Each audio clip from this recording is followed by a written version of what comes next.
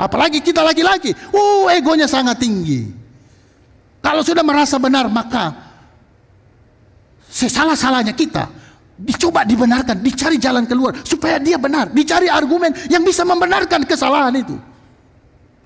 Luar biasa, itulah keberdosaan laki-laki, saya khususnya. Shalom Bapak Ibu jemaat Tuhan. Shalom bagi jemaat Tuhan yang ada di atas. Ya, shalom juga Bapak Ibu jemaat Tuhan yang mungkin mengikuti secara streaming dari rumah masing-masing. Apa kabar hari ini? Luar biasa. Saya kira mau dilanjutkan, fantastis. Yes. Nah itu yel-yel kami di sekolah Sion. Di SMA Sion khususnya. Iya, terima kasih kalau kabarnya baik-baik dan luar biasa. Artinya Tuhan yang membuat itu menjadi luar biasa. Bapak Ibu, hari ini adalah tema khusus ya.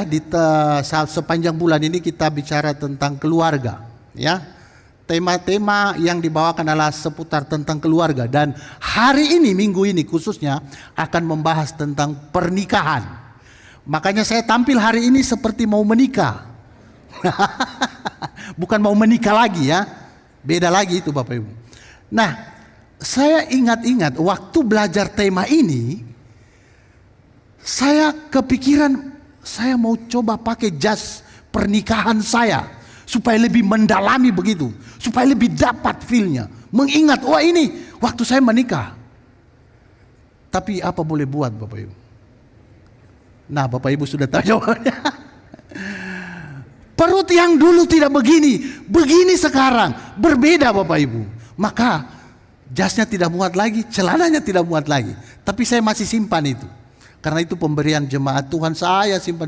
Dan itu adalah momentum yang sangat sakral, yang sangat indah. Untuk kembali mengingatkan bahwa di situ saya pernah ada di waktu-waktu yang sangat menggebu-gebu dalam hidup saya, di mana saya memasuki rumah Tuhan dan saya mengikat sebuah perjanjian di hadapan Tuhan dan jemaatnya untuk membentuk sebuah keluarga yang mengasihi Tuhan, seperti lagu kita, lagu KPPC tadi juga yang sudah mengingatkan kita, bersama keluargaku melayani Tuhan, bersama istri dan bersama anak-anakku nanti mau melayani Tuhan. Amin, kita melayani Tuhan, amin. Amin. Baik Bapak Ibu, saya tidak panjang lebar lagi. Mari kita melihat bacaan firman Tuhan kita yang terambil di dalam kitab Efesus pasal 5. Kitab Efesus pasal 5 ayat 22 sampai ayatnya yang ke-33.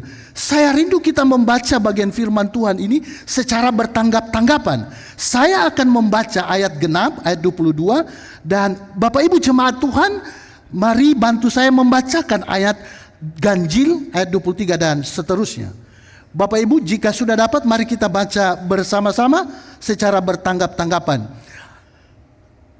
Ayat 22, hai istri, tunduklah kepada suamimu seperti kepada Tuhan.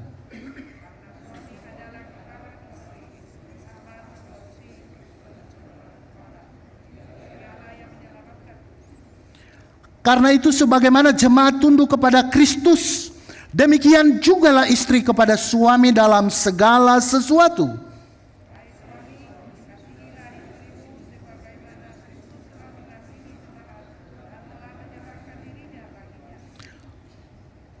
Untuk menguduskannya, sesudah ia menyucikannya dengan memandikan dengan air dan firman.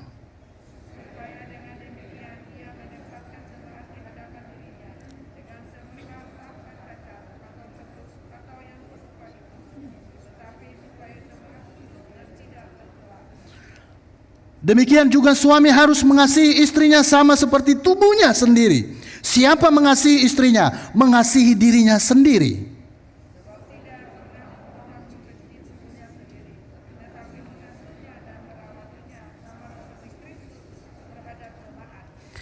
Karena kita adalah anggota tubuhnya.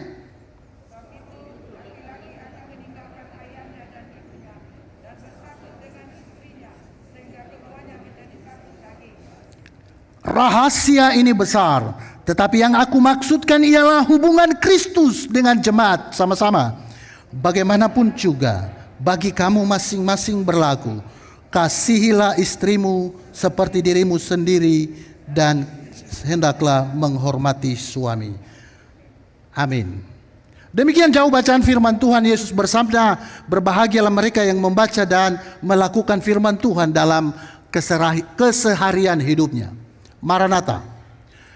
Bapak Ibu jemaat Tuhan, di dalam sebuah buku, ya, kumpulan dari hasil perenungan, ya, yang ditulis The Gospel and Your Marriage, judulnya, yang ditulis oleh Family Life Couple Studies.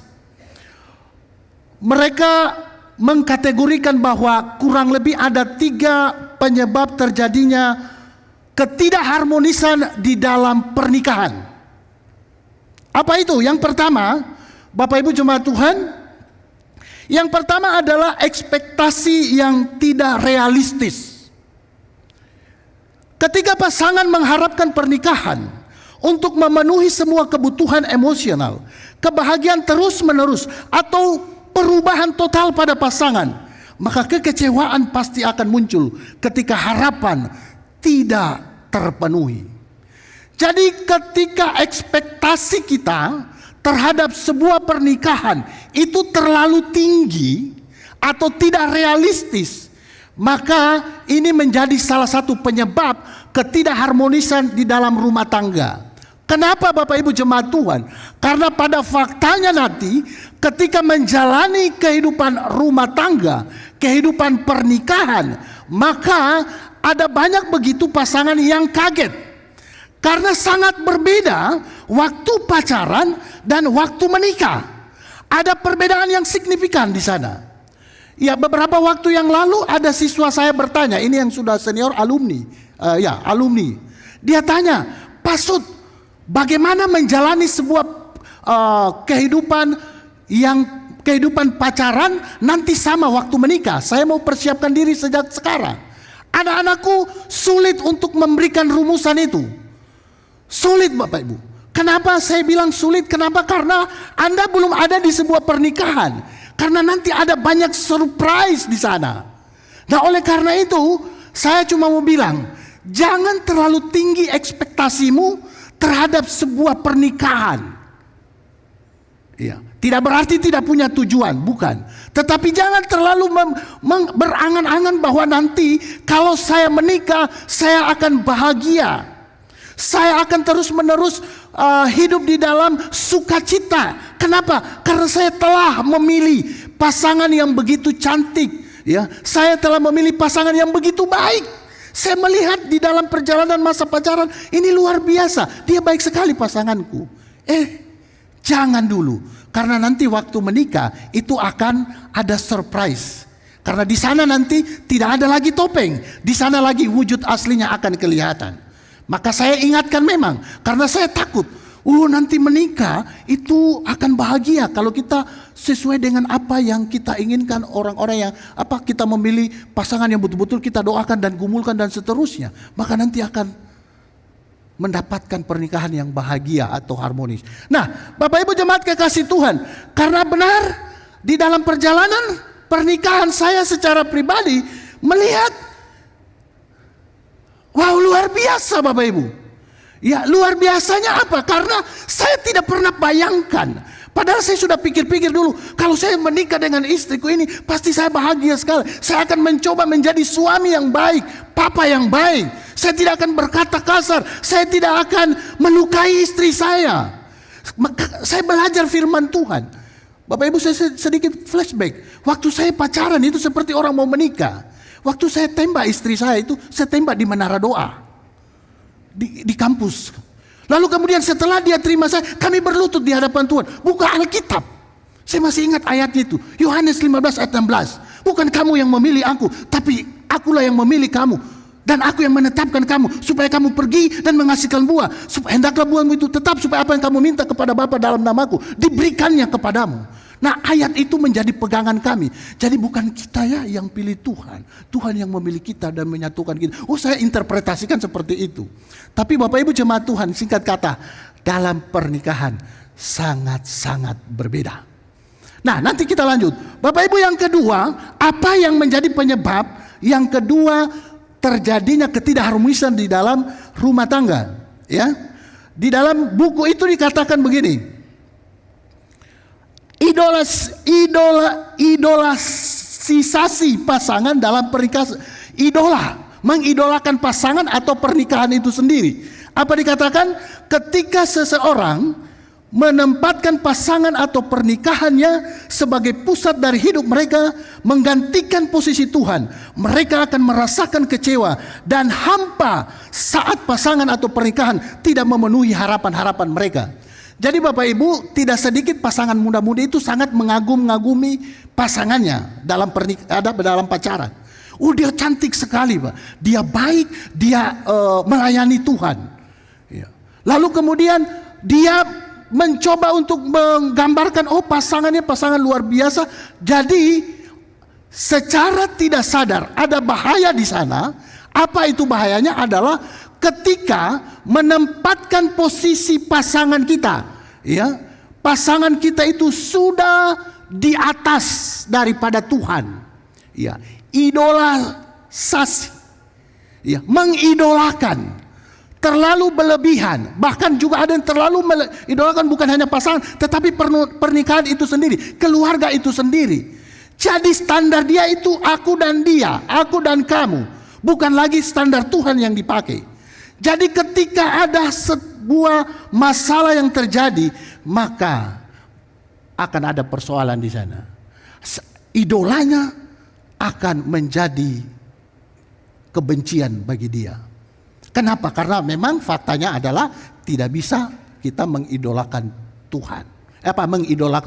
Mengidolakan pasangan kita.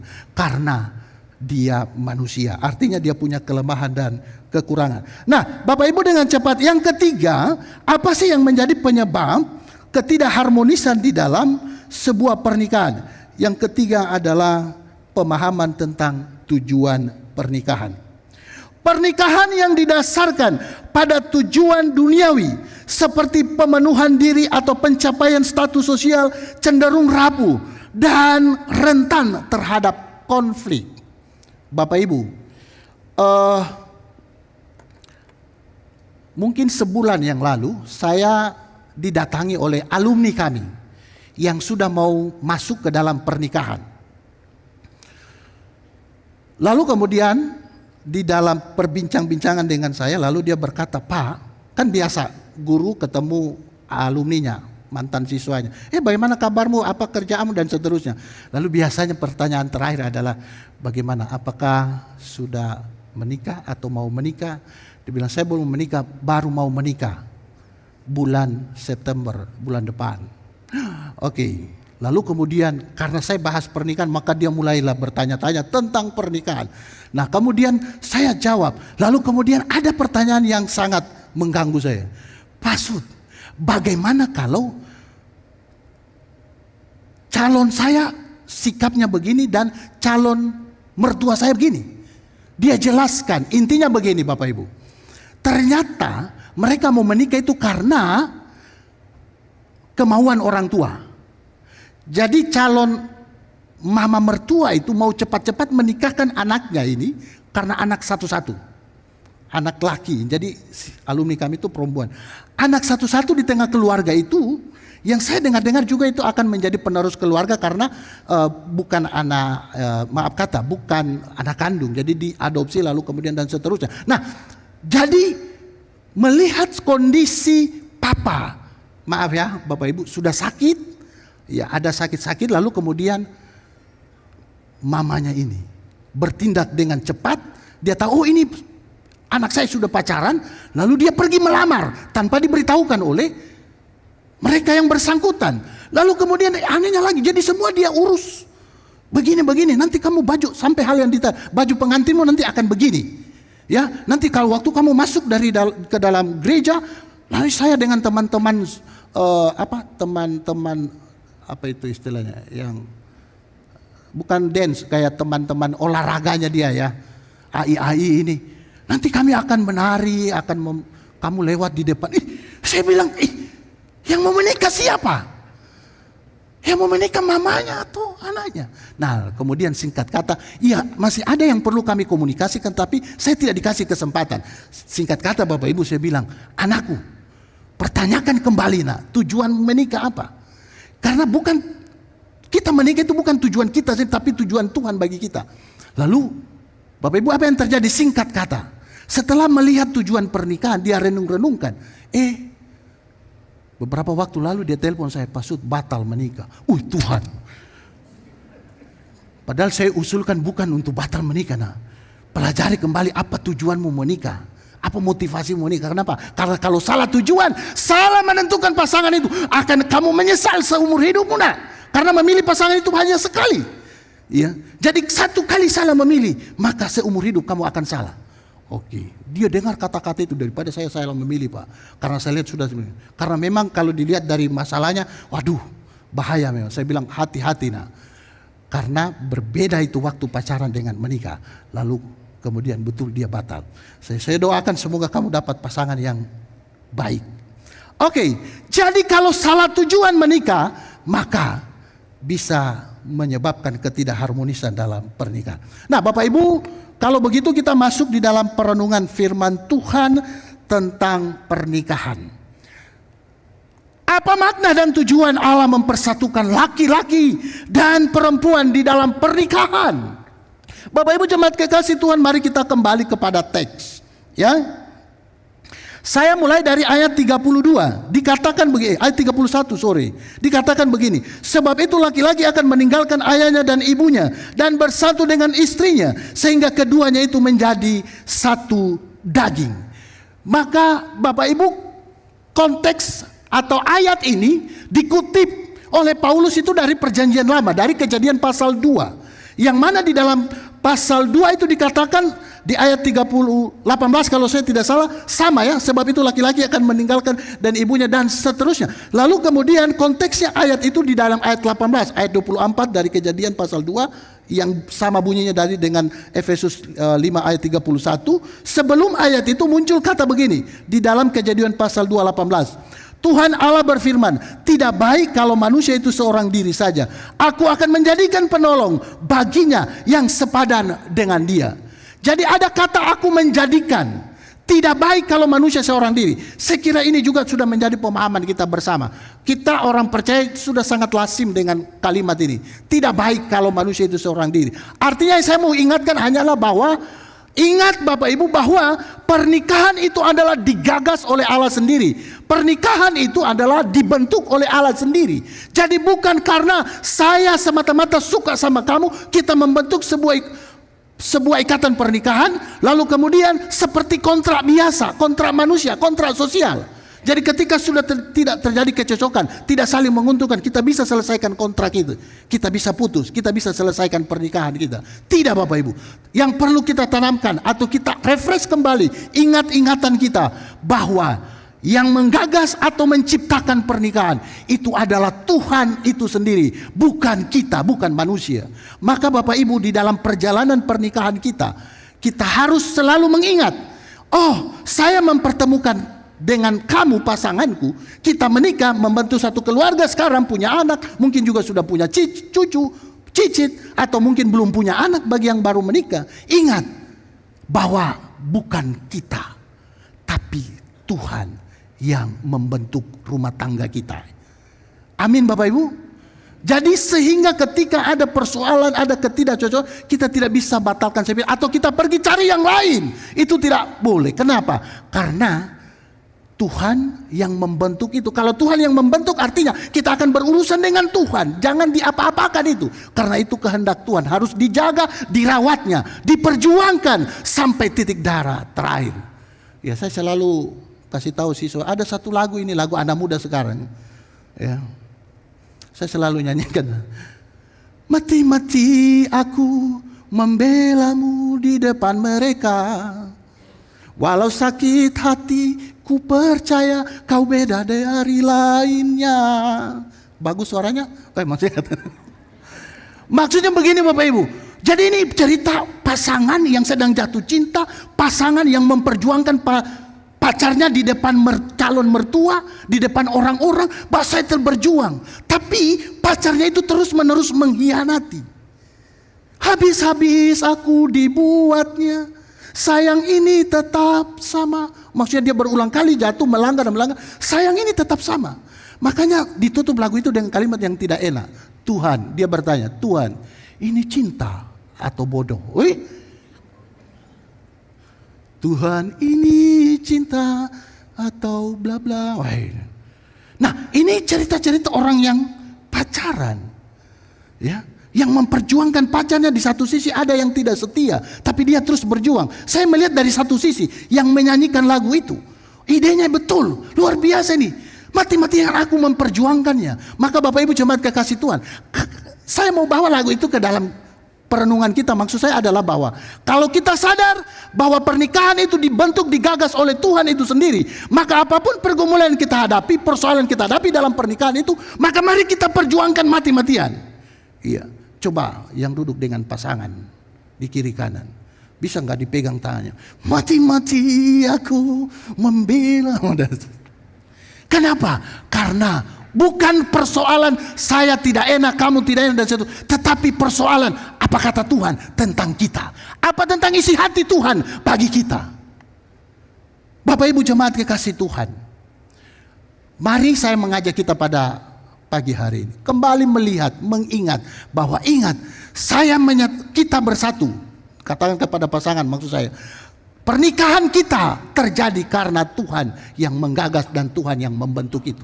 Ya, jadi waktu Tuhan melihat tidak baik ini manusia seorang diri. Padahal di sana menarik. Setelah Adam dikasih, saya kembali lagi pada kisah itu ya.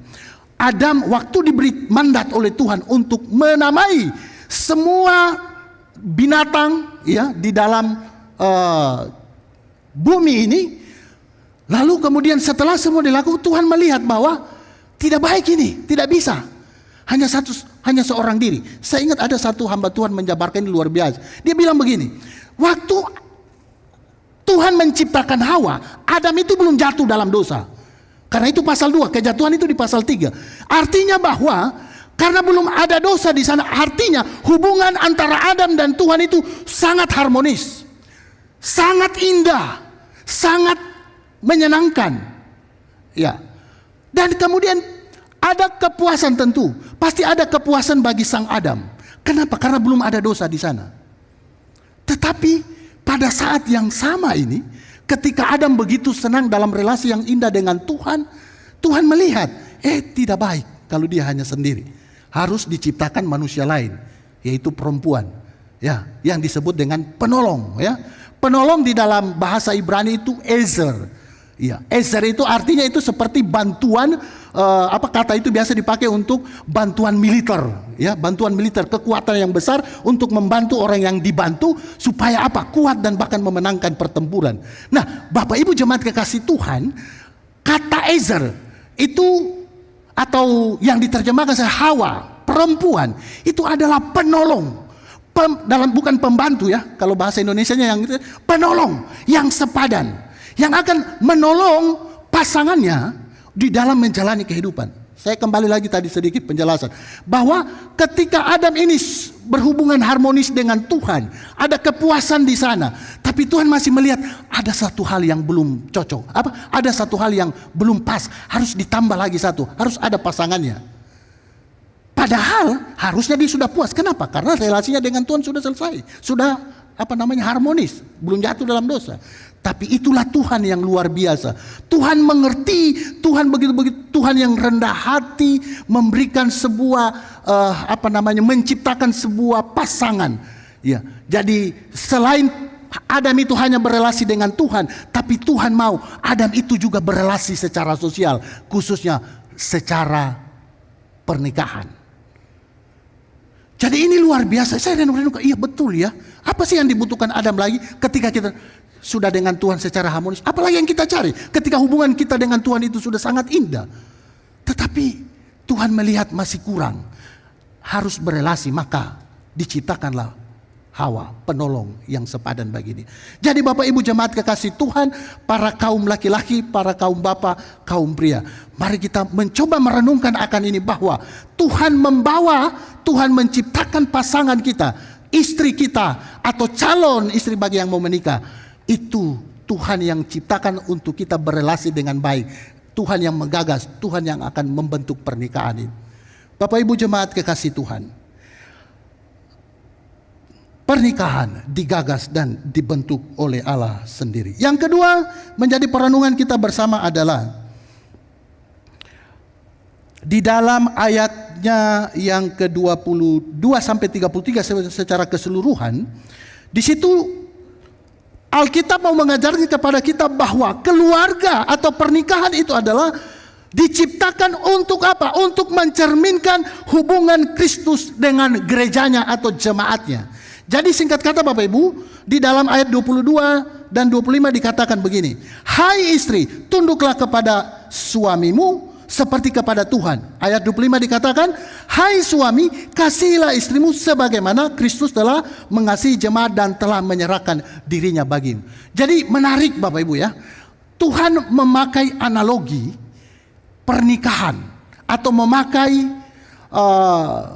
pernikahan itu sebagai satu cara untuk memperkenalkan dirinya. Ya, memperkenalkan dirinya relasi Tuhan dengan jemaatnya, dengan manusia, ya, dengan umatnya, dengan gerejanya, yaitu hubungan. Kalau di sini suami harus mengasihi istrinya, mengasihi bahkan sampai berkorban demi istrinya, sebagaimana Kristus itu mengasihi jemaatnya, mengasihi kita, bahkan berkorban untuk kita. Sebaliknya istri tunduk menghormati suaminya sebagai jemaat tunduk kepada Kristus. Nah, jadi di dalam perenungan saya selalu pikir-pikir begini. Kalau jalan dengan istri, saya selalu ingat, ini gambaran Tuhan loh. Gambaran Tuhan kepada bagaimana relasi Tuhan dengan jemaat. Jadi saya selalu, luar biasa ini pernikahan ya. Luar biasa ini relasi ya. Kenapa? Karena Tuhan memakai kita untuk menjadi gambaran untuk memperkenalkan kepada umat, kepada jemaat, kepada manusia, bahwa relasi Tuhan dengan jemaat itu, relasi Tuhan dengan umat itu seperti sebuah pernikahan di dalam peran suami dan istri ini. Nah, jadi biarlah ini membuat kita semakin kagum dan hormat kepada Tuhan, karena kita menjadi alat Tuhan, bagian daripada alat peraga Tuhan bagi dunia ini untuk memperkenalkan tentang Tuhan. Bahkan di sana juga dikatakan, ada sebuah penafsir berkata bahkan bukan hanya relasi antara Kristus dan jemaatnya, tetapi juga bicara tentang Tuhan Allah Tritunggal juga diperkenalkan di sana. Ketika Tuhan menciptakan manusia itu, kemudian menciptakan Adam, dibilang baiklah kita menjadikan manusia. Di sana Tuhan bicara tentang dirinya yang jamak, ya, jamak dalam pengertian begini. Dia bukan hanya secara pribadi hanya satu, tetapi ada ketritunggalan di sana. Ya. Baiklah kita menjadikan manusia. Nah, maksudnya adalah bahwa selain menjadi hubungan antara Kristus dan jemaat, Tuhan juga mau memperkenalkan bahwa Tuhan kita itu adalah Tuhan yang Tritunggal melalui relasi suami istri. Bapak Ibu jemaat kekasih Tuhan, pernikahan adalah untuk mencerminkan relasi antara Tuhan dan jemaatnya. Yang ketiga adalah di dalam ayatnya yang ke-25 sampai 26 dan 27, saya baca kembali untuk kita. Hai suami, kasihilah istrimu sebagai Kristus telah mengasihi jemaat dan telah menyerahkan dirinya baginya. Ayat 26. Untuk menguduskannya sesudah ia menyucikannya dengan memandikannya dengan air dan firman, supaya dengan demikian ia menempatkan jemaat di hadapan dirinya dengan cemerlang, tanpa cacat atau kerut atau yang serupa itu, tetapi supaya jemaat kudus dan tidak bercela. Bapak Ibu, tujuan yang ketiga Tuhan membentuk pernikahan adalah untuk menguduskan dan membentuk karakter Kristiani di dalam kehidupan pasangan kita.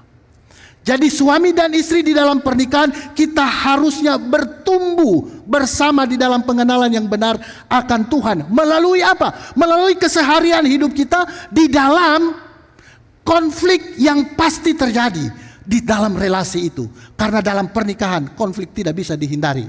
Kenapa? Karena kita disatukan sama-sama orang yang berdosa dari latar belakang yang berbeda-beda.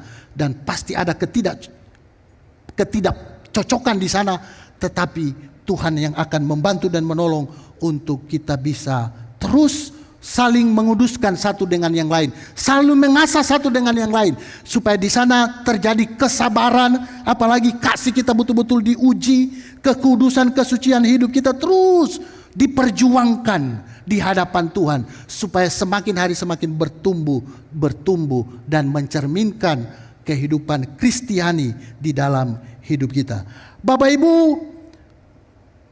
pernikahan, melalui pernikahan, tantangan konflik yang muncul di sana Allah bekerja untuk mengasah karakter suami dan istri, memurnikan mereka dan menumbuhkan di dalam diri mereka sifat-sifat seperti kesabaran, pengampunan, kerendahan hati, dan kasih tanpa pamrih.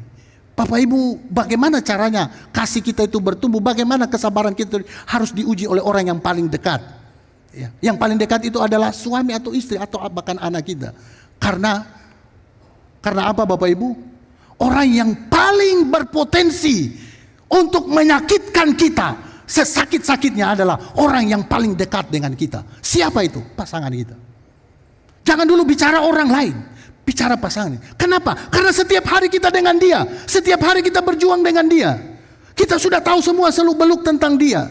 Lalu kemudian kita mengasihi, kita terus belajar untuk saling mencintai dan seterusnya. Tetapi ketika ada persoalan atau ada masalah, di sana bisa menimbulkan luka yang paling dalam. Karena orang kaget. Kenapa? Masa orang yang saya kasih melukai saya? Ya, entah suami atau entah istri yang memulai. Tapi di situ akan terjadi kekecewaan. Nah, oleh karena itu Bapak Ibu, tujuan Tuhan membentuk pernikahan itu salah satunya adalah supaya kita itu semakin dibentuk dan dibentuk, supaya karakter kita itu teruji terus menerus, lalu kemudian menghasilkan karakter yang serupa dengan Kristus. Sekalipun tidak sempurna nanti dalam perjalanan pernikahan kita selama seumur hidup di dalam dunia ini, tetapi nanti ketika kita sudah meninggal kembali kepada Tuhan, disempurnakanlah segala karakter itu. Jadi ada tujuannya. Jadi ada maksud di balik konflik yang kita hadapi di dalam pernikahan. Bapak Ibu, dalam perjalanan pernikahan saya 5 tahun pertama itu tidak juga kayak konflik bagaimana, tapi pasti ada di sana seperti yang tadi dikatakan oleh buku tadi, bahwa salah satu penyebab konflik itu adalah ketika ekspektasi kita terlalu tinggi. Saya juga di sana temukan, dan akhirnya waktu kita berkonflik itu, saya orangnya temperamen di tengah-tengah saya sering sedikit di tengah sikap yang humoris itu. Saya dulu itu orangnya temperamental. Sedikit-sedikit bisa menjadi dari yang humoris bisa berubah jadi marah sekali. Ya. Nah, saya akui itu. Lalu kemudian di dalam perjalanan pernikahan, istri saya yang begitu sabar menolong saya untuk bisa pelan-pelan bisa mengikis segala ke temperamental saya itu. Kenapa? Karena dia sabar sekali. Kalau ada konflik, ya paling dia nangis. Kalau sudah nangis artinya ada sesuatu. Lalu apa yang saya buat? Akhir-akhir ini saya tidak seperti itu lagi. Saya kalau ada sesuatu tidak cocok, saya tidak mau dulu bicara. Saya pergi keluar dulu. Saya tidak mau beradu argumen. Kenapa? Karena takut melukai pasangan. Saya renung-renungkan. Masakan orang yang kamu cintai kamu sakiti dengan kata-kata seperti itu. Orang yang akan hidup dengan kamu seumur hidupmu, kamu dengan lantang saja mau mengucapkan kata-kata atau tindakan apapun yang melukai hati dia. Maka apa yang saya lakukan? Kalau saya sudah marah sekali, saya pergi keluar. Saya naik motor keluar, pergi jalan, bicara-bicara sendiri. Ada. Mungkin ada jemaat yang lihat, kenapa itu Pak Sud bicara-bicara sendiri. Atau saya menyanyi, saya mati-mati aku membelamu di depan mereka. Nah, nanti kalau sudah emosi itu sudah redam, bisa baru pulang. Istri saya itu baik, luar biasa deh. Papi mau ke bicara. Wih, waktu dibilang mau ke bicara. Saya juga sudah reda. Ya bisa bicara. Ayo kita bicara. Nah, waktu bicara ya sudah selesai. Bisa direda. Nah, dulu tidak seperti itu. Kalau saya merasa benar, apalagi kita laki-laki, egonya sangat tinggi. Kalau sudah merasa benar, maka sesalah-salahnya kita dicoba dibenarkan, dicari jalan keluar supaya dia benar, dicari argumen yang bisa membenarkan kesalahan itu. Luar biasa, itulah keberdosaan laki-laki, saya khususnya. Nah, Bapak Ibu jemaat kekasih Tuhan, jadi yang saya mau katakan bahwa dalam pernikahan itu Tuhan mau membentuk kita, membentuk karakter-karakter kita supaya semakin hari semakin bertumbuh dan karakter kita semakin menyerupai Kristus. Jadi Bapak Ibu hadapi konflik dengan lapang dada, dengan kepala dingin, ya, yang berkonflik dengan pasangan saat ini ataupun nanti ketika ada masalah, mari kita bicarakan dengan baik-baik. Amin Bapak Ibu. Dan ingat, jangan berpikir bahwa tidak akan ada konflik. Pasti itu konflik akan terjadi. Nah, Bapak Ibu jemaat kekasih Tuhan, John Piper dalam bukunya berkata begini, ya, This Momentary Marriage, dalam buku yang ditulis oleh John Piper, dia berkata begini, pernikahan adalah tempat di mana kita dapat belajar tentang kasih, pengorbanan, kerendahan hati, yang semuanya itu merupakan aspek dari karakter Kristus. Melalui hubungan pernikahan, kita diberi kesempatan untuk mengasah karakter kita sesuai dengan gambaran Kristus. Jadi Bapak Ibu, saya mau katakan lagi bahwa tidak mungkin tidak ada konflik, dan mari kita melihat konflik itu sebagai alat di dalam tangan Tuhan untuk membentuk karakter kita masing-masing. Amin. Amin. Jadi jangan hindari konflik, hadapi konflik di dalam pernikahan supaya apa? Di sana kita terus belajar tentang karakter Kristus. Amin. Amin. Baik, yang berikut Bapak Ibu, yang terakhir. Kabar buruk membawa kepada kabar yang luar biasa. Yang saya mau katakan begini, ya. Orang yang menikah itu tadi pasti datang dengan berbagai macam latar belakang perbedaannya. Dan orang yang menikah dua kepribadian yang berbeda, budaya yang berbeda-beda, ini adalah sama-sama orang yang berdosa. Ya. Sudah banyak perbedaan, ya. Lalu kemudian masuk di dalam sebuah rumah tangga, disatukan dalam sebuah rumah tangga dengan membawa perbedaan dan kebiasaan-kebiasaan, baik di tengah keluarga masing-masing, ya, maupun budaya dan begitu banyaknya perbedaan, kepribadian yang berbeda-beda juga. Nah, yang paling mendasar adalah bahwa ingat, kita itu adalah sama-sama orang yang berdosa di hadapan Tuhan, sehingga pernikahan itu adalah persatuan antara dua orang berdosa. Itu yang saya mau katakan. Pernikahan adalah persatuan antara dua orang yang berdosa. Sehingga kalau satu berdosa tambah satu berdosa, maka pasti dosanya itu, kalau kita bicara hitung-hitungan dosa, pasti tambah banyak. Ya. Artinya bahwa sangat rentan. Pernikahan itu sangat rentan dengan perpecahan. Pernikahan itu sangat rentan dengan yang namanya kejahatan, karena sama-sama orang yang berdosa di sana. Maka tidak heran kita melihat di dalam pernikahan-pernikahan di dunia ini, kalau lihat berita-berita itu, jangan heran kalau melihat ada suami bunuh istri, istri bunuh suami, atau mutilasi dan seterusnya. Kenapa? Karena begitu rentannya. Karena kita sama-sama orang berdosa yang disatukan dalam sebuah pernikahan. Nah, oleh karena itu Bapak Ibu, di sini saya mau katakan, karena kita menikah sama-sama orang berdosa ini, disitulah kita butuh Injil. Tema kita hari ini Gospel and Marriage. Maka pernikahan itu harus dilihat dari sudut pandang Injil Yesus Kristus. Ya, kenapa Bapak Ibu? Dalam buku Ketika Dua Orang Berdosa Menikah, ditulis oleh Dave Harvey, dia menulis begini, Bapak Ibu.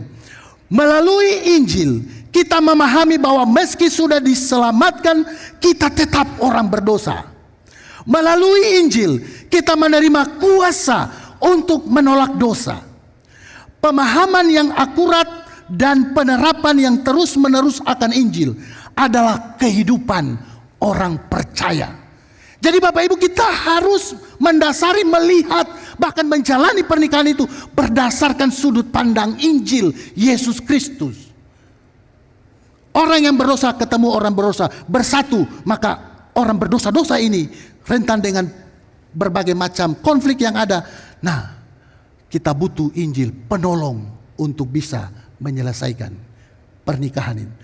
Ingat, sekalipun kita sudah diselamatkan, sama-sama orang percaya, kita sudah selamat, betul, tapi kita masih berdosa, betul ya? Secara status kita di hadapan Tuhan menjadi orang benar, selesai itu. Tapi secara kita di dunia ini, kita masih adalah orang yang berdosa. Ya, muncul ego, muncul kehidupan manusia lama kita. Jadi siapapun itu, hamba Tuhan sekalipun, kita masih orang berdosa. Nah, oleh karena itu, mari kita datang kepada Tuhan. Injil itu datang memberikan kita kekuatan. Kenapa? Karena Injil sudah menyelesaikan dosa. Yesus yang sudah mati dan bangkit itu menyelesaikan dosa. Secara status kita diubah. Tetapi Injil juga bekerja untuk membantu dan menolong kita supaya bisa menang atas dosa. Amin. Maksudnya setiap hari kita hidup itu, cara pikir, cara menjalani harus diterangi oleh Injil Yesus Kristus. Injil yang telah menyelamatkan kita, dan Injil yang memberikan kita kekuatan di dalam menghadapi tantangan. Bapak Ibu, menarik dikatakan melalui Injil kita bisa menerima kuasa untuk menolak dosa. Artinya adalah bahwa pernikahan itu harus diletakkan di atas dasar Injil dan dijalani berdasarkan Injil itu sendiri, ya. Pernikahan itu harus dijalani dengan Injil. Kenapa? Tidak ada kekuatan kita. Kekuatan kita yang bisa memampukan untuk melawan dosa adalah orang yang pernah mengalahkan dosa. Siapa? Yesus Kristus. Dia sudah menyelesaikan itu. Oleh karena itu kita, disitulah kita disadarkan bahwa betul-betul kita ini butuh Tuhan. Tidak bisa tanpa Tuhan. Kita betul-betul butuh Kristus. Tidak bisa tanpa Kristus. Karena kita orang berdosa. Sekalipun sudah diselamatkan, masih berdosa di tengah dunia ini. Bapak Ibu jemaat kekasih Tuhan, di dalam buku itu dilanjutkan begini. Dikatakan begini, untuk menjalani pernikahan yang indah dan bertahan sampai akhir, Anda harus memiliki pemahaman yang jelas tentang Injil.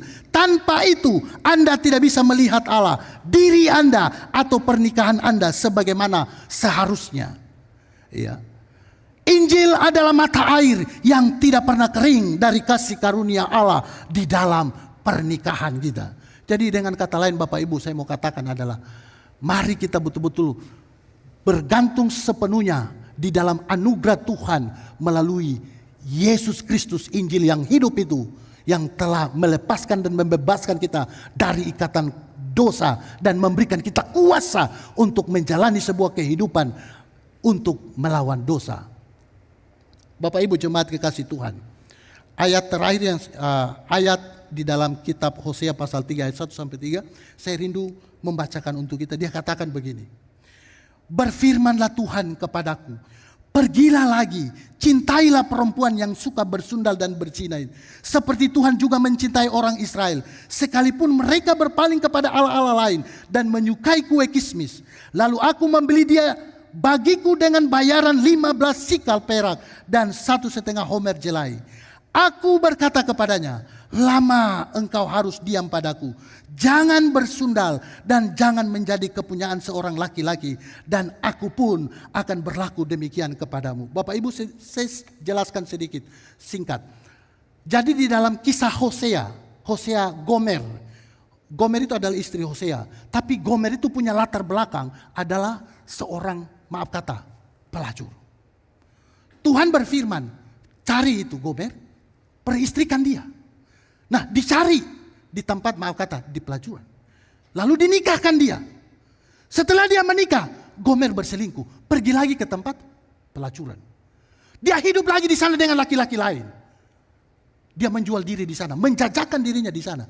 Tapi Tuhan bilang, kembali cari itu, beli kembali. Karena begini, Gomer itu wanita apa? Yang konon katanya seorang penafsir berkata, mungkin dia sudah dibeli orang-orang yang bisnis di bidang itu. Maka untuk bisa kembali membawa ke rumahmu, maka Tuhan bilang, beli kembali, bayar. dibayar, diambil kembali. Untuk apa? Menikah, hidup dalam pernikahannya kembali.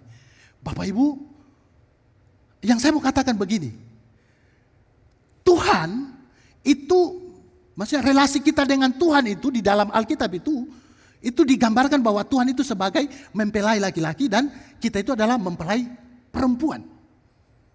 Ya. Kita ini adalah manusia, ini adalah jemaat Tuhan, itu adalah mempelai perempuan. Tuhan bilang kita itu mempelai perempuan yang mohon maaf, bersundal secara rohani di hadapan Tuhan. Dengan apa? Dengan dosa yang terus kita lakukan. Tetapi Tuhan bilang, seperti Tuhan berkata kepada Hosea, cari itu, ambil kembali, bawa dia datang ke rumahmu kembali, hidup kembali dalam pernikahan. Demikianlah Tuhan itu atas kita. Dia cari kita, dia datang ke dalam dunia ini. Kita sudah jatuh, kita sudah bersundal secara rohani.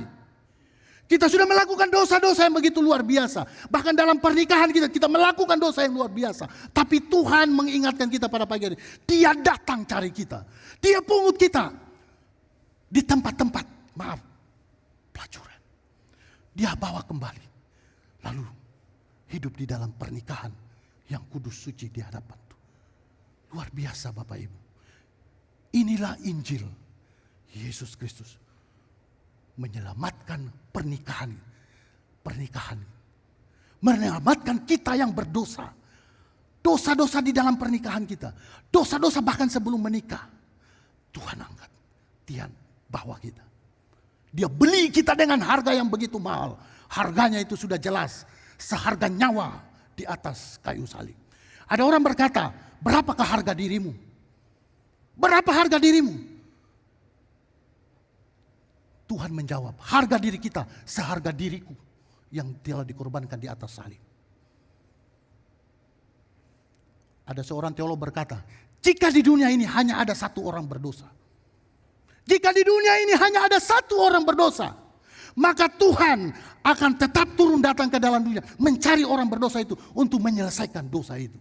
Bapak Ibu jemaat kekasih Tuhan, luar biasa kasih Kristus kepada kita. Saya tutup dengan ayat yang terakhir dikatakan begini. Ayat 32, rahasia ini besar, tetapi yang aku maksudkan ialah hubungan Kristus dan jemaat. Ayat 33, bagaimanapun juga bagi kamu masing-masing berlaku, kasihilah istrimu seperti dirimu sendiri, dan istri hendaklah menghormati suaminya. Konklusinya adalah bahwa pernikahan itu adalah gambaran Kristus dan jemaatnya. Dia memakai pernikahan, rumah tangga kita sebagai alat peraga Tuhan. Di tengah keluarga kita, di tengah keluarga besar kita, di tengah gereja dan masyarakat ini. Untuk menjadi corong kasih Kristus. Oleh karena itu dikatakan, ditutup dengan ayat 33. Bagaimanapun juga, karena kita ini adalah gambaran kasih Allah kepada dunia ini, kepada umat. Maka hiduplah di dalam kasih. Makanya judul perikop ini dikatakan, kasih Kristus adalah dasar hidup suami. Itu yang mau dikatakan. Jadikan kasih Kristus itu menjadi dasar pernikahan kita. Amin Bapak Ibu. Sehingga apapun kelemahan kekurangan pasangan itu, apapun dosa kesalahan, kita mengampuni sebagaimana Kristus mengampuni. Bukan sebagaimana saya maksud, tetapi sebagaimana Kristus mengampuni. Maka saya pernah ngomong pribadi dengan istri saya. Saya bilang begini, seandainya aku punya sayap, terbang, lagu itu, seandainya saya ini berselingkuh, masih adakah kasih itu pada saya? Adakah pengampunan untuk saya? Istri saya diam. Kenapa? Begitu beratnya, Pak. Saya tidak bilang istri saya, tapi begitu dia memahami betapa pengampunan itu sangat berat.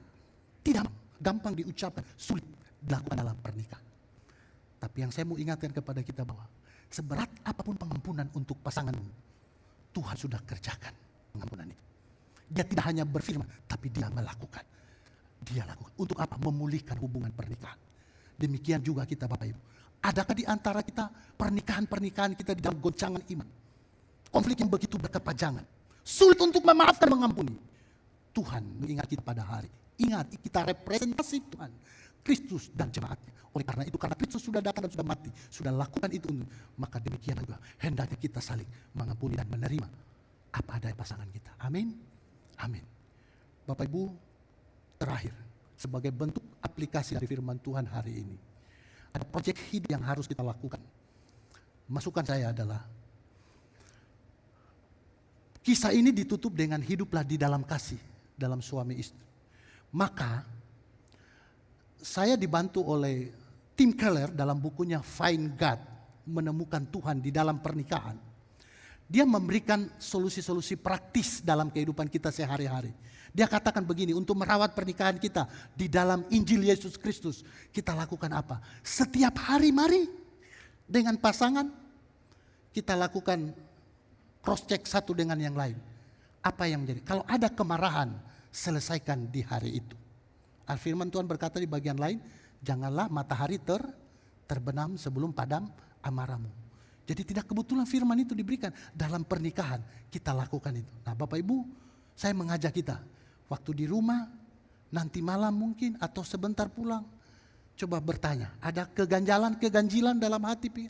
Masih adakah sesuatu yang sulit untuk kita selesaikan? Ada kemarahan enggak? Kalau ada, selesaikan. Tim Keller katakan selesaikan dengan doa bersama. Bapak Ibu, ini saya sering lakukan di dalam pernikahan saya. Saya selalu tanya, ada yang ganjal? Sebaliknya juga, saya tidak. Kau kenapa begitu tadi? Seperti ini, saya marah dan seterusnya. Lalu kemudian, oke, saya bersalah, saya berdosa. Maaf, baru kita berdoa bersama. Jadi mari Bapak Ibu pulang ke rumah nanti lihat. Renungkan kalau ada ganjal, kemarahan belum diselesaikan, kita selesaikan. Supaya hari lepas hari kita menjalani sebuah pernikahan yang lebih indah, semakin menyerupai Kristus. Amin. Telah berdoa bersama, yang terakhir mau katakan adalah, mari kita pelajari, atau yang senior-senior pasti sudah tahu, bahasa kasih kita masing-masing, pasangan kita masing-masing. Ya, bahasa kasih itu ada 5 ya, yang ditulis oleh para pakar. Yang pertama itu adalah ada kata cinta. Nah, saya kira kita tahu pasangan kita. Kata cinta itu word of affirmation. Jadi kata-kata yang indah, puitiskah ataupun tidak, kita I love you. I love you so much. Ya. Katakan itu. Kalau itu adalah bahasa kasih pasangan. Kalau bukan bahasa kasih pasangan, jangan dikatakan. Nanti dia bilang, dede, bosan mak dengar, atau jangan mau kau bilang itu. Buktikan cintamu. Tapi tidak Bapak Ibu, ada yang memang butuh itu. Nah kemudian yang kedua itu apa? Waktu berkualitas.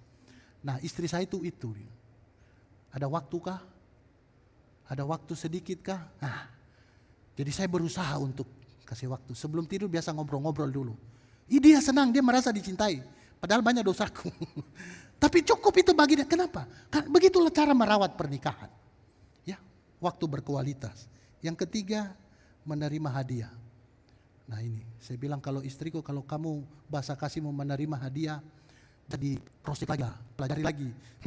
Kalau menerima, dia itu pemberian. Bisa mungkin dengan sesuatu, tapi bisa juga berupa macam-macam. Apa yang bisa kita berikan kepada pasangan kita. Berikan. Yang keempat, melayani. Layani istri, layani suami, lakukan bantu dalam mengerjakan sesuatu, maka itu menjadi bahasa kasih yang indah bagi pasangan kita. Kemudian yang terakhir, sentuhan fisik. Sesekali tepuklah, bergandeng tangan. Jangan waktu pacaran bergandeng tangan, waktu menikah pun bergandeng tangan. Ya, kalau dulu pacaran di tempat umum dikasih lihat ini pacar, tapi waktu menikah pegang. Kok karena anak muda saja? Ibu tidak. Kalau itu memang mau bahasa kasih pasangan kita, mari kita bergandeng tangan. Ya. Atau sekali-sekali tepuk dia. I love you so much. Kiranya perenungan firman Tuhan boleh menjadi berkat bagi kita dalam pernikahan kita.